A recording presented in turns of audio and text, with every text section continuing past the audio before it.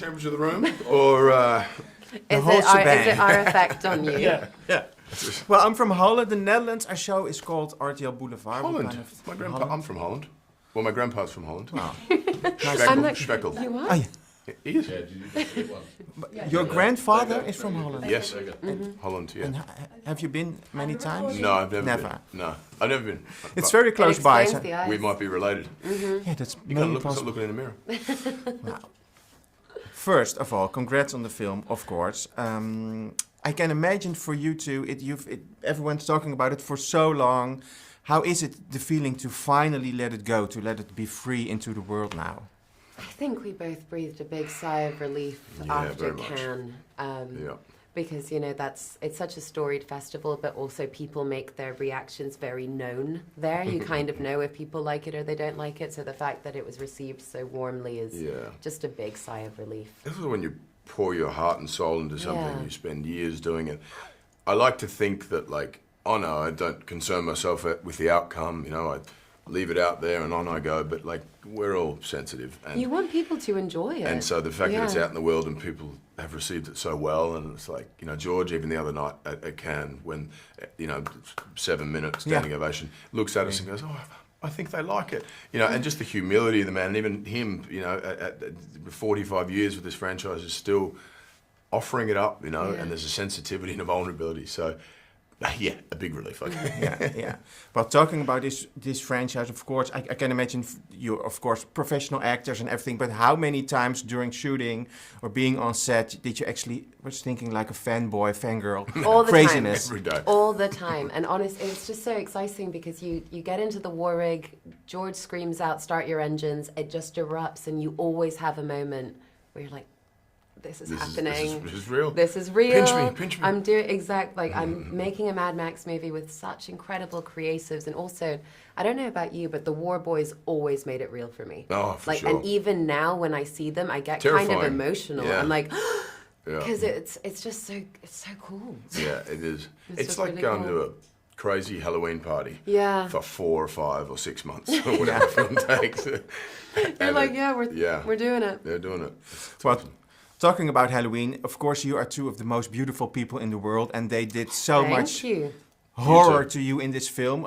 Everyone's talking about the makeup, prosthetics, all the sand. But what was the reaction to one or the other?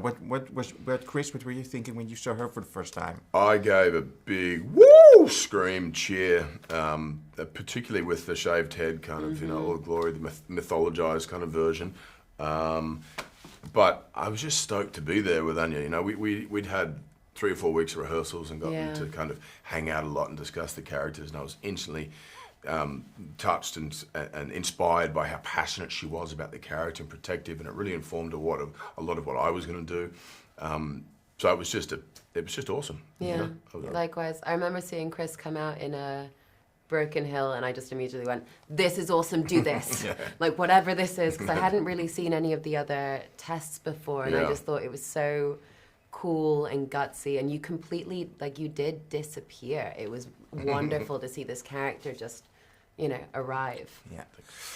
Well, as I said before, I'm from Holland. We're a very small country, not a lot of people, so you can be totally honest in this interview. The sand, everyone is talking about it, but be honest to us. It is a terrible, terrible product to work with, right? The sand? The sand everywhere. This is what's so strange. So, it's not, I don't call this sand. This is like red earth to me. Australian it's a outback very red different texture. Dune is sand. That is just straight up sand. This is Yeah. We had smudgy. sequences of it with some sand. Yeah, you've got some clay. But it's like, I grew up in Northern Territory, and that red, it doesn't wash out of anything, and it gets everywhere. Under your fingernails, or your nostril and hair and so on. And I used to roll around in it before takes. this one, Just this is how committed I was. This is George this is like, how he a bit meets more me. I'm dirt. just rolling And she'd around. just roll around on the floor. And be like, it's awesome. It's awesome. Well, final question, because I have to wrap. Also, from Holland, we don't blow our own horses. Is that something? Trumpet. So we are not very proud of all the things we bring to the world. But we have Junkie XL. Of course, he made all the music in the films before that. And this one, how important is his music? Is the music in a film like this? I mean, as soon as I saw it, I just thank you for making us look good. Yeah. Because the music adds so much. You know, it really does fill in the blanks, and it gives depth to your performance, and it gives depth to the film. Like, you can't. You think Mad Max, you think the music. Yeah, 100%. And especially, like, when you see the movie maybe in its early stages, it's terrifying, and you kind of go, oh. And then once the music comes over the top, you're like, oh, okay. And all the pieces begin to assemble. But you could turn the screen off and have, I think, a pretty exhilarating experience just from the sound. It's so unique to the Mad Max world, as you said. It is. Thank you so much. Thankful for it. Thank you, Les. Thank you for your time. Thank you. Have a nice day. Bye-bye.